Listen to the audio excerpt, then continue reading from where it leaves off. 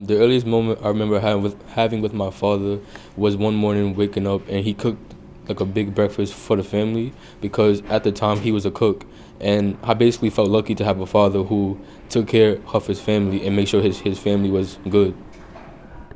The earliest moment I've ever had with my dad that I remember is when I kissed him in the casket of his funeral.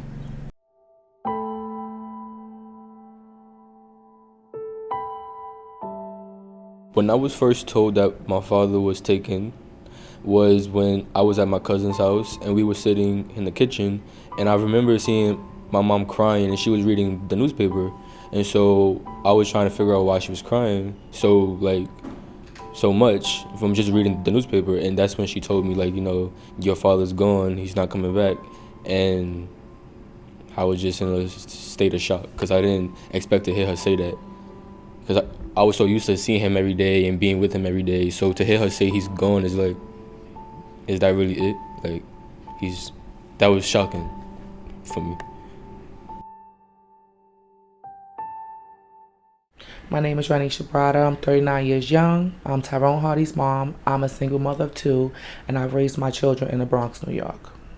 Tyrone's father tried to, stray away from that activity. But, when you are affiliated with certain people as friends, you tend to go, and hang out, not knowing that that will be your last hangout. When you're in that type of bad lifestyle, it either goes one way or another, either jail or you end up dead. And also, I know he was a good man, so he was trying to turn his life around. For what I know, because I don't know, because I wasn't, I was in the area. I did see him like 20 minutes before I got the phone call that happened. I was broken. I was screaming, I was broken, I was screaming, I was yelling, and so, it was hard. Very hard. And then having two children and I didn't go home. When I get frustrated, it's because, like, I know my father's not here, and I know if he was here, things would be different. Like, I would have like that fatherly bond with him. That bond is something that I do wish I had, and unfortunately I don't have. And so I start thinking about, moments with him. He would pick me and my sister up from school, and we would like go get something to eat, or like he'll go, like, he'll drive us somewhere, and like we'll like go hang out. And like he was just very like interactive with his kids, and he like made sure like he always had like that time spent with us. And so now that he's not here, it's like, how do we really deal with it? I noticed the difference. Before, he was very happy, outgoing, expressive. After the murder, all of that changed. Just as far as him being, to himself, wasn't expressive. And yeah, pretty much emotional. My mom began to realize that it was hard for me to cope with my father's death, so she thought going to therapy would be the best solution.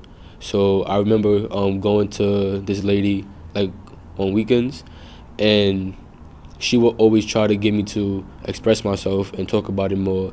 And it was hard for me because I was still trying to come to grips with the whole him dying thing. And so I would just give her a little bit of my feelings, not the whole thing. Well, the loss of a parent is a huge problem for a young child, just when he's learning of what it means to be a man or a young man. But I do my best with playing both roles, and try to make sure I have a community around Tyrone, to help him to understand, the loss that he's feeling. My mother, she's doing a really good job, and I feel like she's doing a good job because she's a single mother who has to deal with two children on her own. I feel like if my dad was here, things would be much different because, people need both of their parents, and if one parent is absent, it basically changes everything because you can't really depend on one parent, in my case, my mother, for everything, because she can't really teach me like things that my dad would be able to teach me. So it's hard to like live life with just a mother.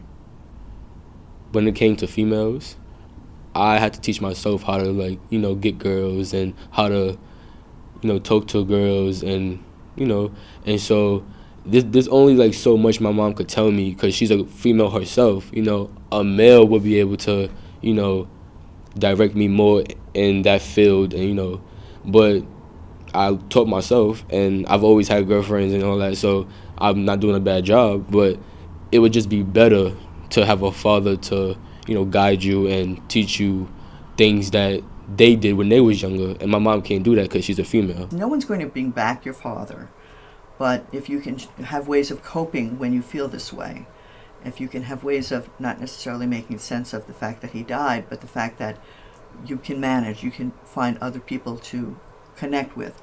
There's a reason to this day that I need to talk about this topic, because there's times where I randomly get frustrated or times where I'm not really in the mood for anything, and I feel like that's because I subconsciously think about my father without really realizing it, but I am. And so when I think about him, I'll try to like quickly do something or like try to find something to do to get my mind off of him, but it's hard, and that's why I feel like talking about it now and letting everybody know, maybe I could seek help from somebody, or, you know, yeah.